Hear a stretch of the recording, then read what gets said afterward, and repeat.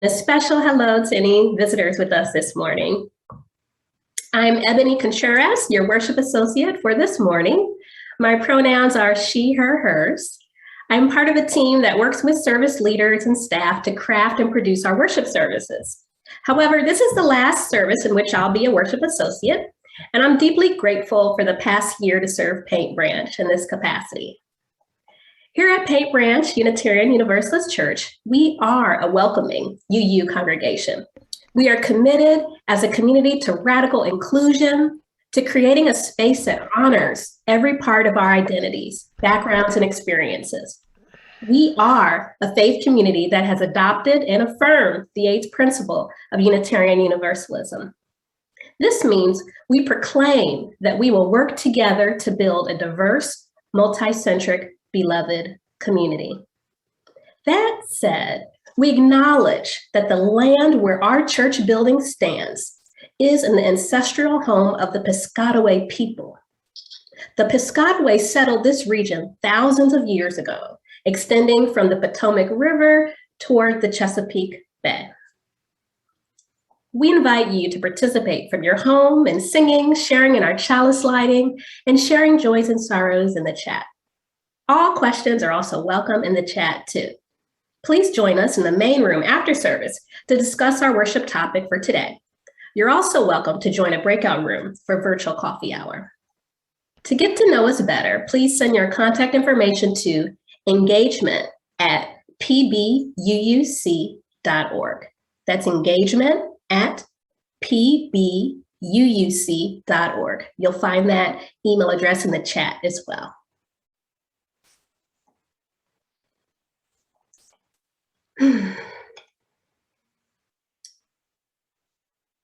Beloved Paint Branch, may we come into worship together.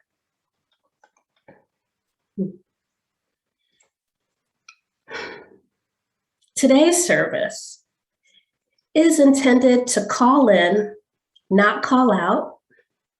Our hope is that by naming sacred space and its importance to the spiritual well-being of Black people and the LGBTQ+ community, that we can exercise our 5th, 6th, and 8th principles which remind us of the goals of beloved community, fair and a democratic world community with peace, liberty, and justice for all. And why? Why are we talking about minority sacred space and not white people sacred space? The other day, I was speaking with our minister, Reverend Ann, about this, and she thoughtfully said, it's all about power dynamics. And she is absolutely right. When it comes to spaces in general, most are already white dominated. Historically, when minorities tried to join, they were not allowed to. This is why, for example, the BIPOC community created the National Medical Association, because the dominant culture's medical association, which is called the American Medical Association, refused to include people of color. This pattern of minorities creating their own organizations, their own sacred spaces, continues to repeat itself today. Now, instead of being overtly racist or discriminatory, many organizations simply marginalize, tokenize, and other their minority members to the point where they don't feel welcome. They're ostracized and feel that they don't belong. So instead of being physically shut out, their bodies are allowed in, but their spirits are suffocated. Their identity squashed under the weight of systemic white supremacy culture. Shannon Lang is a member of BLUE, the Black Lives of Unitarian Universalism. She's a founding member of the Blue Haven's Chicago chapter. She recently wrote an article called Putting on Armor. In the article, she offers us this prayer. Spirit of life, may we dig deeply, examine closely, speak truthfully, and work diligently, tirelessly, honestly, lovingly, empathetically, and continuously so all among us feel welcome and loved.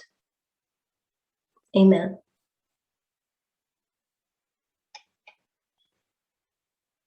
In a moment, Deb Rubenstein will light our chalice.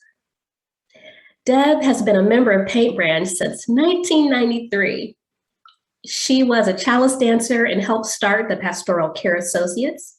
She's an active member of our Diversity and Anti-Racism Transformation Team and the Racial Justice Leadership Team.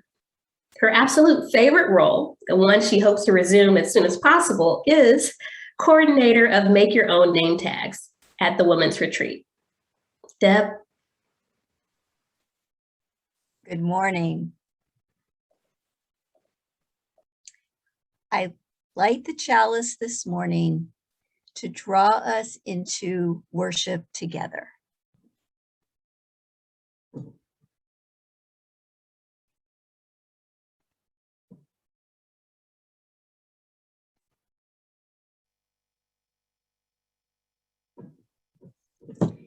We light the chalice to celebrate Unitarian Universalism.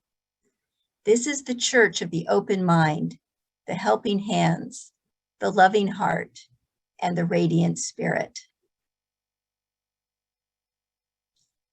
Encendamos este cáliz para celebrar el unitarismo universalismo. Esta es la iglesia de la mente abierta, de las manos amigas, del amor del corazón y del espíritu radiante.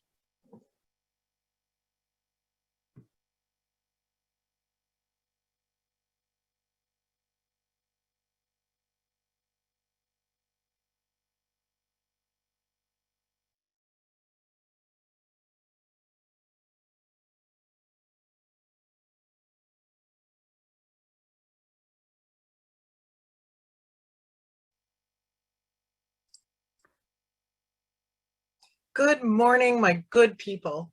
I'm Chris McCann, your religious educator, and my pronouns are she and her. This morning, it is my great pleasure to share with you the 7 principles of Black lives, created by Black Lives of Unitarian Universalism, BLUE for short. BLUE is committed to expanding the power and capacity of Black UUs within our faith, providing support, information, and resources for Black Unitarian Universalists, justice making and liberation through our faith. So far, there is no children's version of these principles, and I'm inspired to work with our children to create one. I'll be sharing a PowerPoint presentation with you with images used from BLUE's various social media platforms. A donation has been made to BLUE on behalf of Paint Branch's Faith Engagement Team. I encourage you to visit blacklivesuu.org for more information. As we learn about these 7 principles of Black lives, I invite us to imagine what holding these principles could mean for marginalized and oppressed people, and to consider these words from Lilla Watson. If you have come here to help me, you are wasting your time. But if you have come because your liberation is bound up with mine, then let us work together. Our Unitarian Universalist faith is what calls us to say that Black lives matter. The 7 principles of Black lives. All Black lives matter. Queer Black lives, trans Black lives, formerly incarcerated Black lives, differently abled Black lives, Black women's lives, immigrant Black lives, Black elderly and Black children's lives. All Black lives matter and are creators of this space. We throw no one under the bus. We rise together. Love and self-love is practiced in every element of all we do. Love and self-love must be drivers in all our work and indicators of our success. Without this principle and without healing, we will harm each other and undermine our movement. Spiritual growth is directly tied to our ability to embrace our whole selves. A principled struggle must exist in a positive environment. We must be honest with one another by embracing direct and loving communication and acceptance of all that we are and all that we hope to be. Experimentation and innovation must be built into our work. Embrace the best tools, practices, and tactics, and leave behind those that no longer serve us. Evaluation and assessment must be built into our work. Critical reflection must be part of all our work. We learn from our mistakes and our victories. Most directly affected people are experts at their own lives. Those most directly affected by racial injustice and oppression should be in leadership, at the center of our movement, and telling their stories directly. Thriving instead of surviving. Our vision is based on the world we want and not the world we are currently in. We seek to transform, not simply to react. We want our people to thrive, not just exist, and to think beyond the possible. 360-degree vision. We honor the past struggles and wisdom from our elders. The work we do today builds the foundations of movements of tomorrow. We consider our mark on future generations. May we all take these inspirations from these 7 principles of Black lives and co-create a reality in which we all embrace them.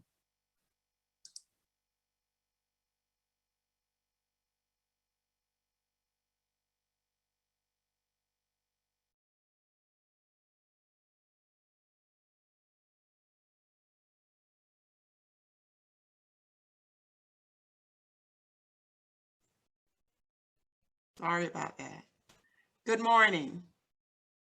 Of all the ways the former slaves displayed their newly acquired freedom, leaving the white-controlled churches and forming their own religious organizations was perhaps the easiest and most gratifying.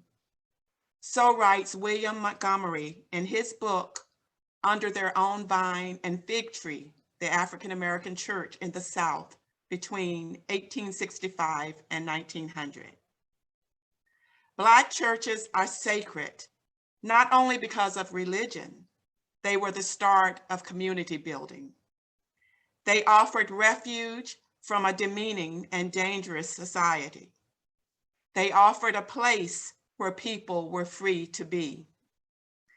In 1883, off of Highway 125 in Hobgood, North Carolina, the James Mount Pilgrim Missionary Baptist Church was founded. My great-grandparents were one of the first church families. By the time my mother and her siblings came along, Mount Pilgrim was on Highway 125. It was a wooden church surrounded by tall trees and fields. The deep sacredness of Mount Pilgrim had to do with how it made you feel, what it did for the community, and what it expected, really demanded of you. The church made you feel welcome, no matter what happened on Saturday night. You felt safe, you were respected, you were always greeted by name.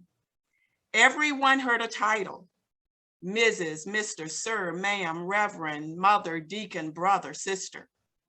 You were assumed to be smart, competent, or talented in some way, that you had something worthwhile to give.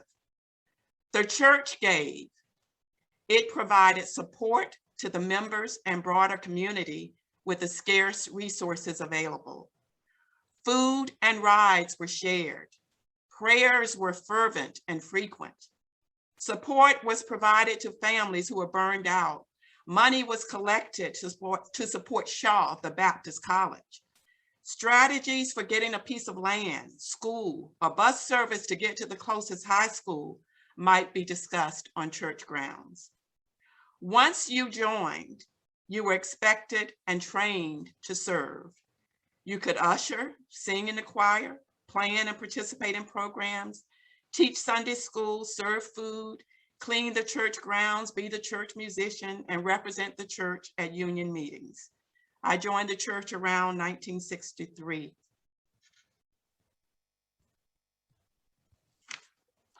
To join the church, you had to profess your desire, get baptized, and receive the right hand of fellowship. The top picture of Smith Road Creek off 125 was where my mother was baptized. The inside baptismal pool was built around 2010. My cousin, Brother Jeremy, was the first to be baptized in it. I was baptized outside. I remember receiving the right hand of fellowship from Miss Lizzie while the church sang, "What a Fellowship."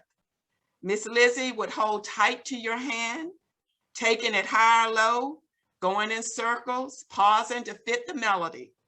Whichever way she took you, you knew her guiding hand was there, that she wouldn't drop you, that you were safe and secure from all alarms, as the song said. People were sacredly loved. My mother, on the far left, wrote the church paper for members who passed, and the Christmas, Kwanzaa, and Black History programs, ensuring that every child got a part. About 10 years ago, the old wooden church had structural problems. It could no longer bear the weight of members and could not be patched up again. The church had to end or be replaced. Membership was low, most members are poor, but the congregation believed they had to preserve the church, that it could not abandon its legacy and purpose. The building was torn down. This is the living church today. I haven't lived in Hopgood since I was 18 years old. My spiritual beliefs have changed dramatically, but not my love for Mount Pilgrim. It remains sacred to me. I send in my offering every year in honor of my family, and I will continue to do so. Like other Black churches, it is still needed as refuge, as inspiration, as training ground, as a place to fully be. And now we will hear hymn number 1008, When Our Heart is in a Holy Place.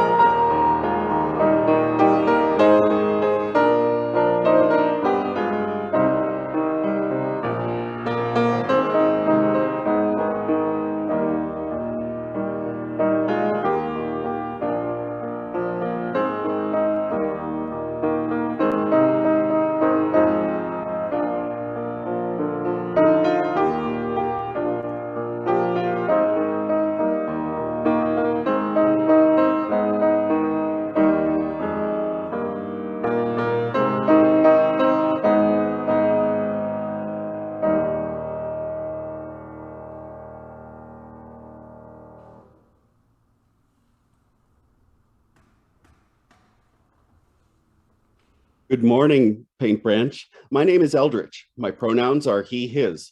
I'm a member here at Paint Branch, a proud gay man, a pagan minister, and a member of the Leadership Council of DART. Today's service centers a discussion of safe spaces for Black and minority community spiritual well-being.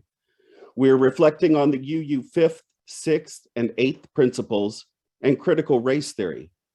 It's important for us to frankly discuss the role of race and racism in society and in our church.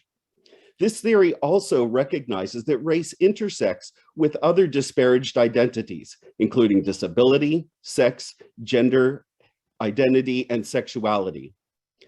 This slide shows a rainbow cosmos with a holy flame, something that Paint Branch has embraced. Paint Branch Unitarian Universalist Church was an early adopter of the welcoming congregation movement. In later years, supported marriage equality, and most recently committed in a congregational vote to continue welcoming congregation renewal. Today, as a congregation, we strive toward freedom, free discussion, and creation of spaces that promote spiritual well-being. We share the ideal of a beloved community, but we're limited by the reality that we are still learning about each other. We welcome each other by learning about each other. While we are still learning, sometimes trust fails and a sense of liminal sacred space evaporates like a burst bubble. When we do have open discussions, we may use or misuse or misunderstand labels and terminology, especially when the terms change. Next slide. You might remember a time when the term of derision queer changed to homosexual and then changed to gay. Women insisted that we change the group term to lesbian and gay community. And then the term changed again to lesbian, gay, bisexual, and transgender community, only to be replaced with the acronym LGBTQ+, and a whole string of letters in alphabet soup: LGBTQIS, SGL, TS, GNB, and then that old term reemerged as a holy term. The queer community is a term regularly used now. Not only did the words change, but the symbols changed too. The pink triangle gave way to the equality symbol. Next slide. The rainbow flag has changed now too, as we honor an expansive intersectionality of gender, sexuality, and race. We live with the stark reality that Black and Latinx transgender women experience alarming amounts of violence and death. In response, social justice-loving queers work in solidarity with Black Lives Matter. All of this reality and transformation is the liminal work of the sacred self: realization, definition, determination, sacred work done individually and collectively. We cherish gathering in homogeneous spaces where we can learn lessons from each other within our group by drinking from the wellspring of truth within any single community.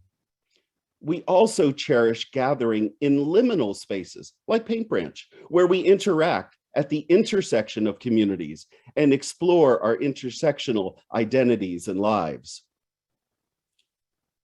We want to be named and known by terms that reveal our sacred selves. We struggle to know and be known with labels and without labels. Labels create liminal experiences. Labels help and hurt and heal. Labels lead clarifications, revelations, evolutions, and revolutions. Queer communities continue to change and evolve. Critical race theory leads communities to change and evolve. Paint Branch will certainly continue to change and evolve. May each one of us continue to change and evolve. And now we will watch Stereotypes by Black Violins.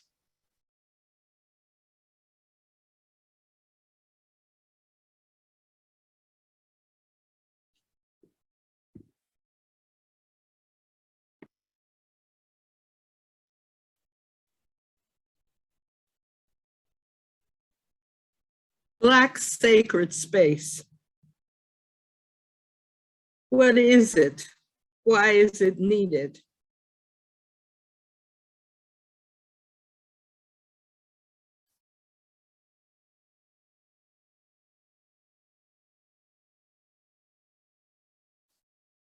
What it is depends on who you are. If you are a theologian, it might be defined as a set of religious rituals created by enslaved persons to affirm themselves in the face of and in contrast to rituals established by the enslavers. Enslavers who impose their own rituals for their own benefit to their own glory. If you are an actor, it might mean certain areas where Black performers believe they can be their authentic selves, like dressing rooms or backstage, etc. If you are a reggae musician, you might be saying, "We're going to be all right." If you are a life coach, you might believe it is an altar or spiritual center you curate to focus on being your highest self. Well, I'm not a theologian, actor, musician, or life coach, just a person who spent too much time watching TV in my youth. So now I'm thinking of Black sacred space as a place I want to go where everybody knows my name. That means no name our parents gave us makes me us strangers to one another, no matter the origin. No one tells you how to pronounce your own name. Did I ever tell you the story about my 10th grade biology teacher? She was a 60-ish white woman who refused to call me Carmelita. She decided that the correct pronunciation was using the long I, not the short I, which resulted in my being called Carmelita. How do you spell Carmelita anyway? No matter how many times I gave her the correct pronunciation, she insisted on using her own. After a while, I stopped answering her.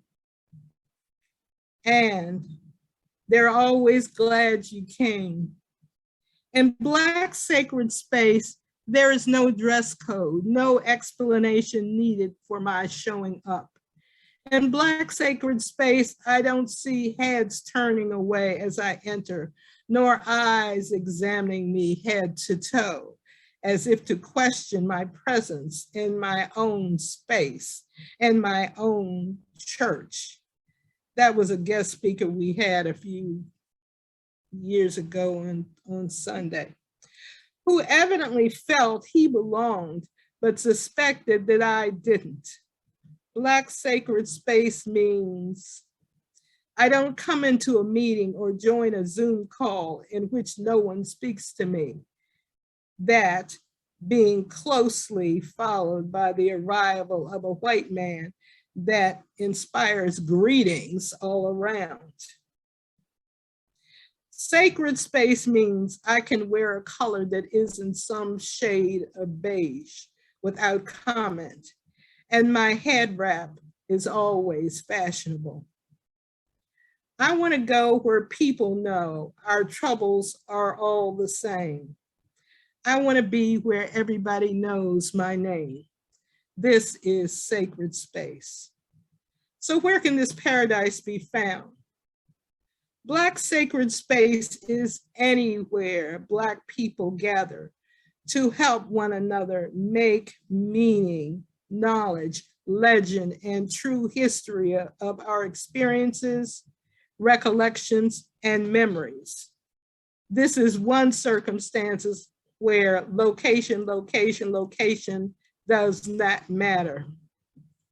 We bring ourselves, our pain, joy, fear, courage, intimacy, and isolation to create a warm and safe context and space for possibility and healing.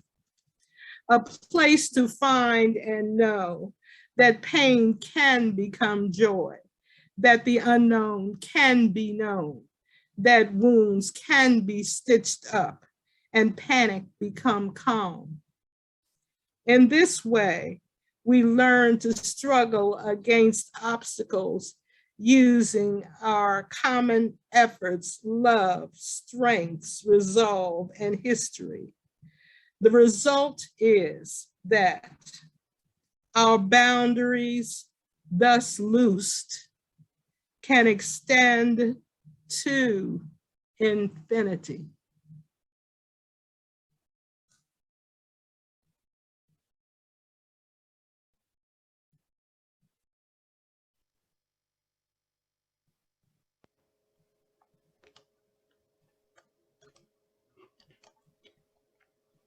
Good morning.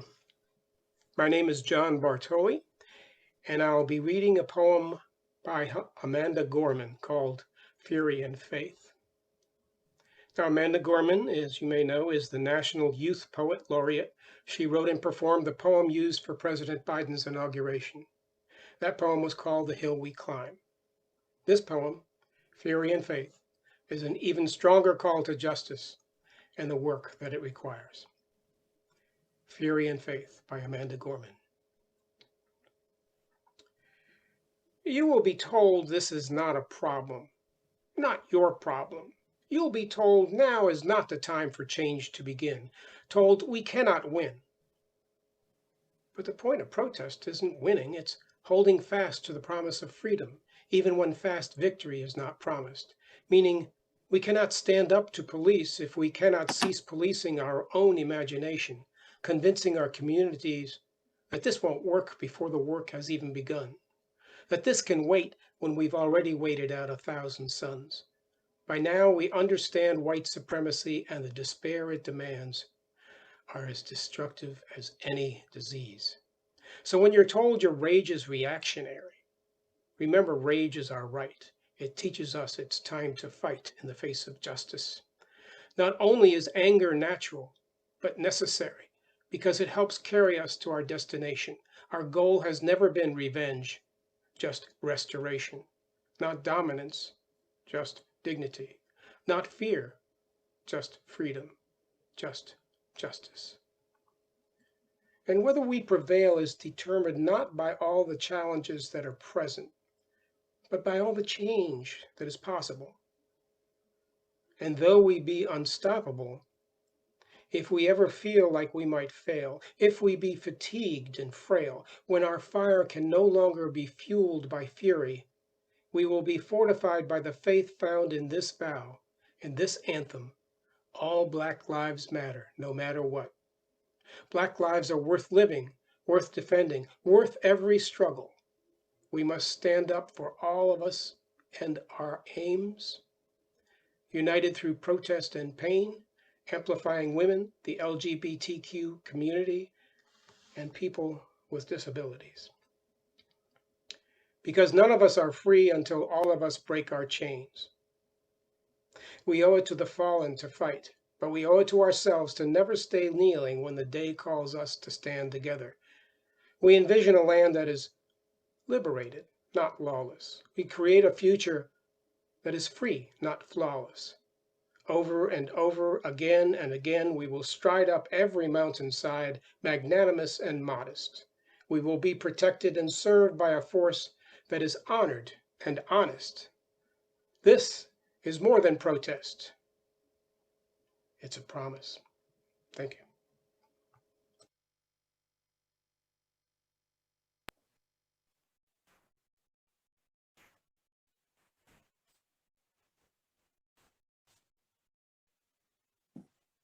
Good morning.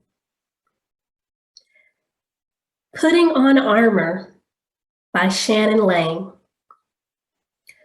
This was published September 29th, 2021 in the UUA's Braver, Wiser column, a weekly message of courage and compassion. I quote Shannon Lang. I love my congregation, but as a Black woman, before I enter the doors of my church or a committee meeting, I often feel like I have to put on my armor. Chances are someone's going to say something hurtful. They're not going to mean it, but it's going to happen, and I've got to grid myself up for the unintended pain that will come. I know my siblings in faith love me, and I love them too, but it has happened time and time again. I'm not alone in this. It's a common experience for Black and other UUs of color. I identify with the findings of a 2018 survey that BLUE, the Black Lives of Unitarian Universalism, conducted of Black UUs. Most Black UUs feel a deep sense of isolation and rely heavily on social media to connect with other Black UUs. Black people tend to become a part of UU congregations because of the theology, not because of the community. White dominant culture gets in the way of their communal experience and serves as an exclusionary force in church life. Simply put, Black people, when they show up in ways that are culturally divergent from white, middle, and upper class culture, do not feel welcomed. The impact of these experiences, regardless of intention, is clear. The lack of Black and brown faces in our spaces speaks volumes. In contrast, when I attended Blue worship services, which are Black-only sacred spaces, I feel like I am home. I am comforted. I am nourished. I don't have to explain myself. I don't have to address microaggressions. I don't have to say, I'm sorry, but you really can't say that, and here's why. Instead of having to enter the space girded with armor for protection, I can enter the space with an open mind, heart, and soul. My hope is that every member of each UU congregation pledges to do their individual anti-racism and anti-oppression work, that every member searches honestly within themselves and analyzes their individual part in creating an atmosphere that has been historically unwelcoming to Black and brown siblings of color. In order to be truly welcoming community, the systems of power and privilege that exist in our spaces need to be actively dismantled. Together, we can become radically welcoming, but only if we're willing, as individuals and as a movement, to do the hard work that comes along with it. End quote. And now, please join me in watching Survivor by Destiny's Child, performed by Susanna Silva.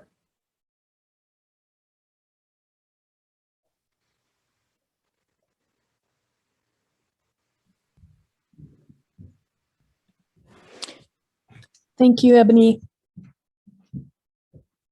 Good morning. My name is Kathy Bartolomeo. My pronouns are she, her. I'm a pastoral care associate here at Paint Branch, along with Lynn Lewison and Jim Flaherty. Reverend Ann, our minister, who is available for you with talks, and the pastoral cares offer presence and support for those in the congregation who may be going through some kind of difficulty. We're available to listen and support. Our contact information is in the chat. As we gather in community, we carry life's hurts and its great joys. And we think it is still helpful to provide an opportunity for attendees to share these joys and sorrows. So during this online service, I invite you to share your joys and sorrows in the chat, and I'll lead a short meditation after the intonation.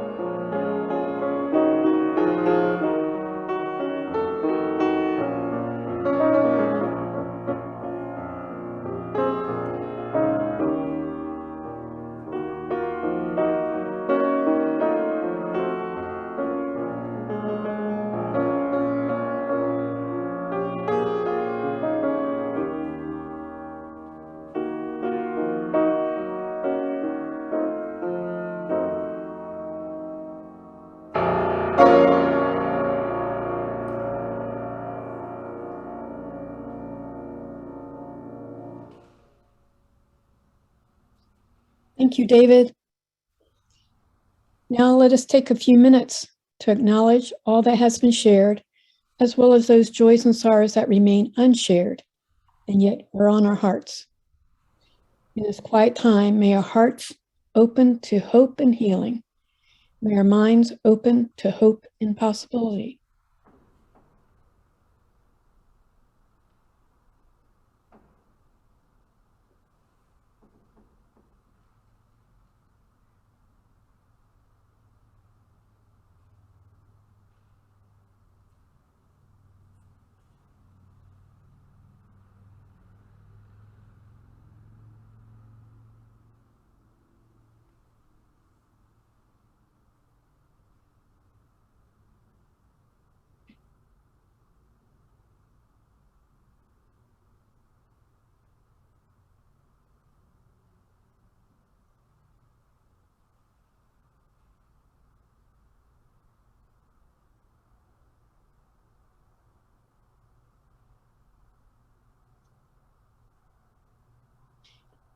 May we hold all these in one another in love and kindness, so that this congregation may be a source of strength and comfort, courage and hope in the days and the weeks ahead.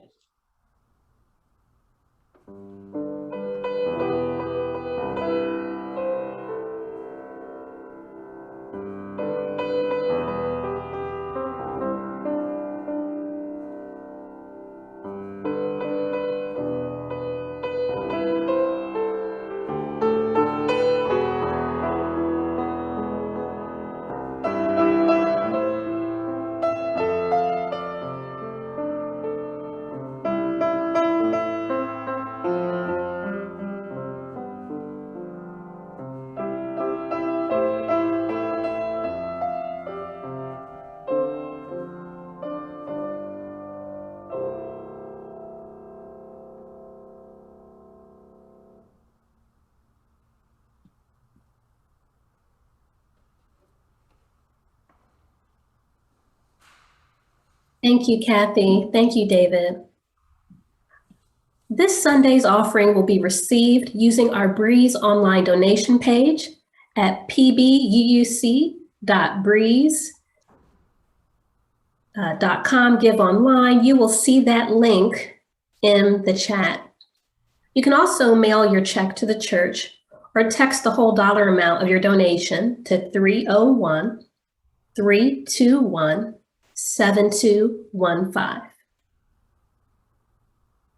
The offertory music is Gonna Build a Mountain by Leslie Bierkers and Anthony Newley.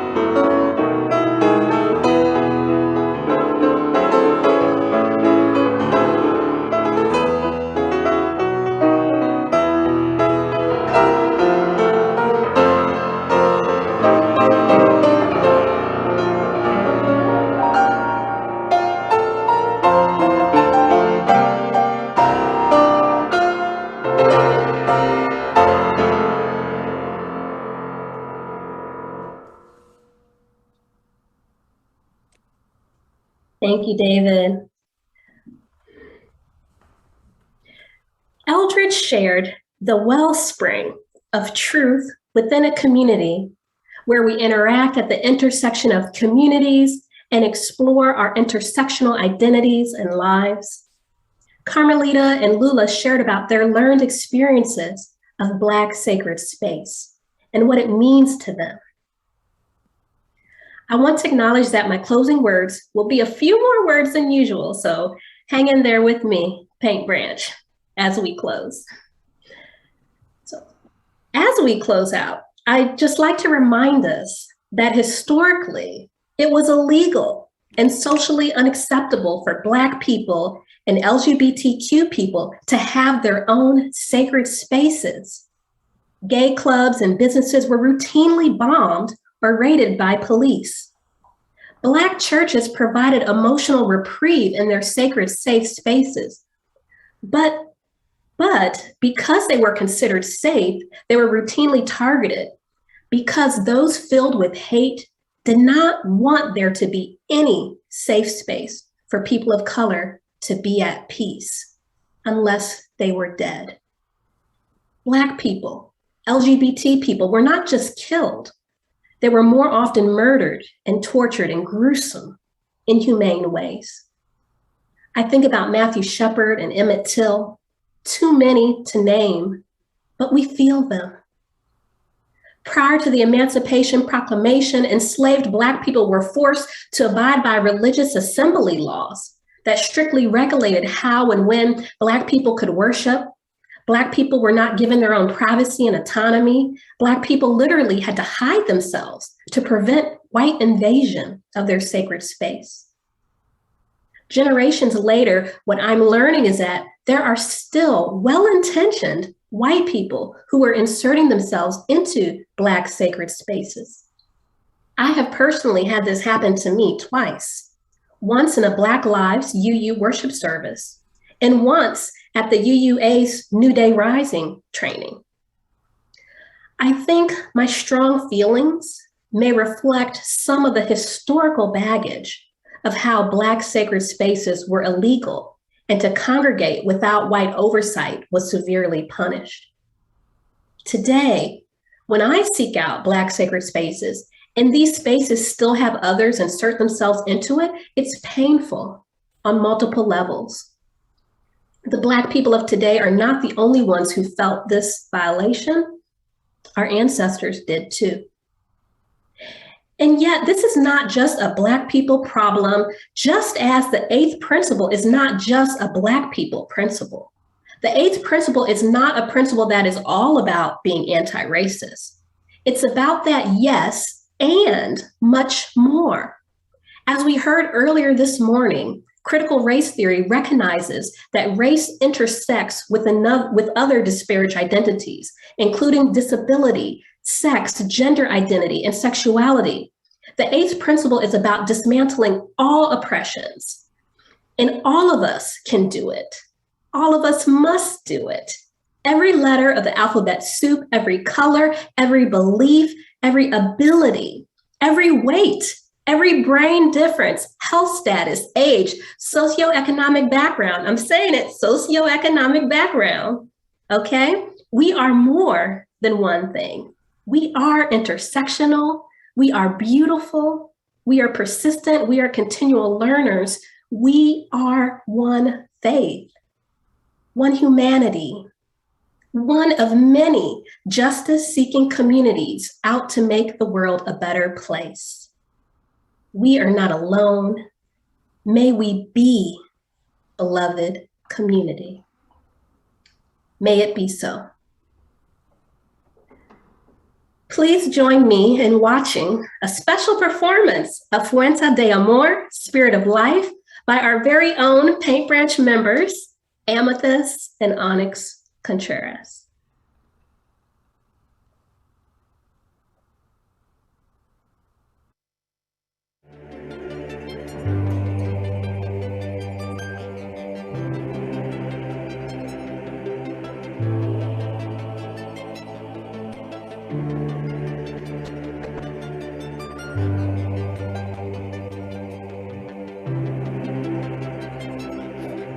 Spirit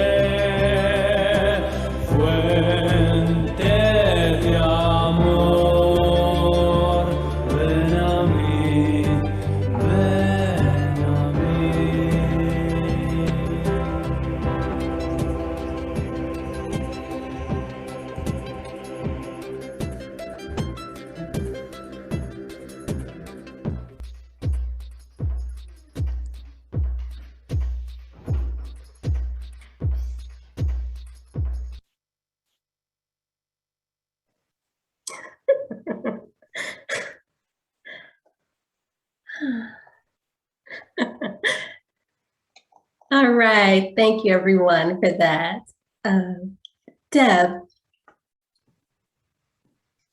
That was amazing, Ebony. I extinguish the chalice with this prayer. May each and every one of us be held in sacred space. And may each and every one of us be strengthened with courage and wisdom to do the work of creating sacred space in our own lives, at Paint Branch, and in the world.